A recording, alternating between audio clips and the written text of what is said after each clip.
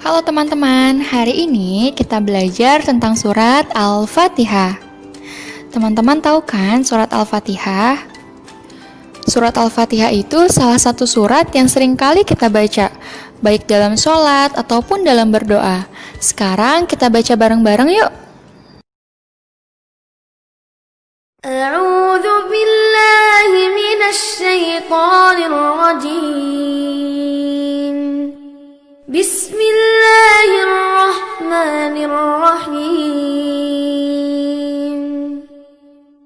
الحمد لله رب العالمين الرحمن الرحيم مالك يوم الدين إياك نعبد وإياك نستعين اهدنا الصراط المستقيم صراط الذين أنعمت عليهم غير المغضوب عليهم ولا الضالين.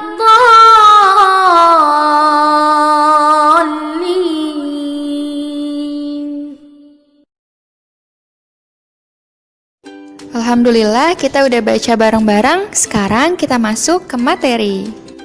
Kalau teman-teman tadi lihat, Bismillahirrahmanirrahim atau lafaz basmalah adalah ayat pertama surat Al-Fatihah. Jadi nggak bisa dipisahin ya. Kalau kamu mau membaca surat Al-Fatihah, harus dengan Bismillahirrahmanirrahim, karena Bismillah tersebut adalah ayat pertama. Jadi, kalau dijumlahkan keseluruhannya, surat Al-Fatihah terdiri dari 7 ayat. Kemudian, arti dari surat Al-Fatihah adalah pembukaan. Mengapa dinamakan pembukaan? Karena surat Al-Fatihah adalah surat pertama dalam Al-Quran. Selain itu, waktu awal penulisan Al-Quran dimulai dari surat Al-Fatihah. Makanya, surat Al-Fatihah itu artinya pembukaan. Kemudian, surat Al-Fatihah diturunkan di kota Mekah dan merupakan golongan surat Makkiyah. Selain itu, surat Al-Fatihah memiliki beberapa nama. Nama-nama tersebut adalah, yang pertama adalah Ummul Quran, artinya induk Al-Quran. Yang kedua adalah Ummul Kitab atau induk kitab. Nah, Ummul Kitab sama Ummul Quran yang tadi, yang pertama, itu sama ya, hampir sama. Karena artinya itu sama-sama induk dari semua isi Al-Quran. Nah, yang terakhir ada As-Sab'ul Mathani atau 7 yang diulang-ulang. Kenapa dinamakan 7 yang diulang-ulang? Karena surat Al-Fatihah seperti yang kita tahu tadi, jumlah ayatnya kan ada 7 ya. Dan dibaca diulang-ulang waktu kita sholat. Kita mau sholat subuh, bacanya surat Al-Fatihah. Mau sholat zuhur, bacanya surat Al-Fatihah. Mau sholat asar, mau sholat maghrib, mau sholat isya, kita bacanya surat Al-Fatihah. Makanya dinamakan 7 yang diulang-ulang karena selalu kita ulang ketika kita sholat. Isi kandungan surat Al-Fatihah yang pertama membahas tentang keimanan. Allah Subhanahu wa Ta'ala adalah satu-satunya pencipta dan pemberi nikmat di dunia ini.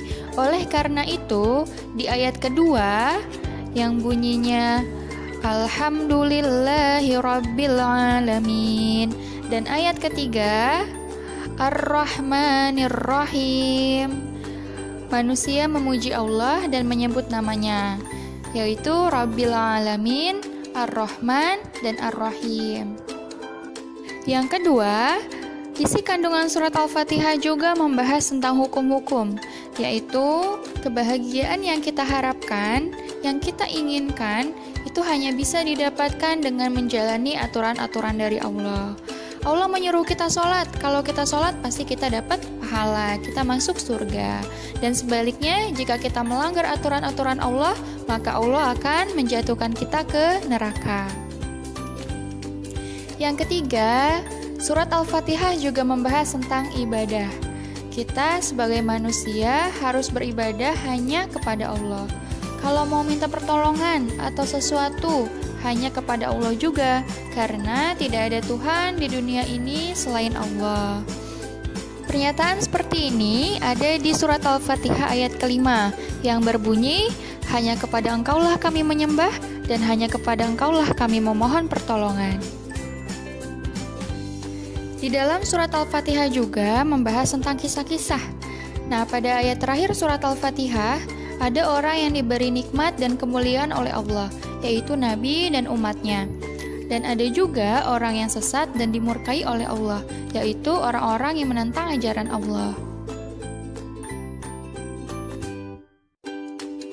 Alhamdulillah, materi surat Al-Fatihah.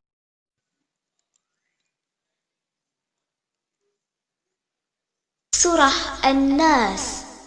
Bismillahirrahmanirrahim.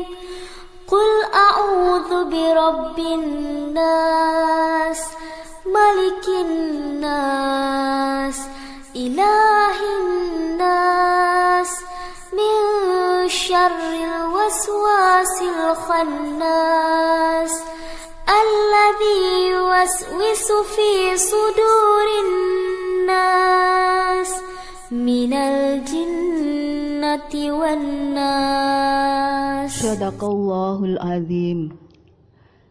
Surat An-Nas ini terdiri dari 6 ayat, termasuk surat ke-114 dalam Al-Quran dan juga termasuk dalam golongan surat Makkiyah. Diturunkan sesudah surah Al-Falaq. Surah ini disebut An-Nas yang artinya manusia. Selanjutnya, pokok-pokok isi kandungan surat An-Nas. Yang pertama, perintah pada kita agar selalu berlindung kepada Allah dari segala macam kejahatan yang datang pada jiwa manusia, baik kejahatan yang berasal dari golongan jin dan manusia itu sendiri. Yang kedua, Allah adalah Raja yang menguasai seluruh alam dan segala isinya, di antaranya manusia dan lain-lain. Yang ketiga adalah Allah, Tuhan yang Maha Perkasa, Zat wajib dimintai pertolongan dan perlindungan. Manusia dilarang meminta pertolongan pada berhala, pohon besar, batu besar, karena termasuk perbuatan musyrik, yaitu menyekutukan Allah. Perbuatan musyrik termasuk dosa besar yang tidak akan diampuni Allah.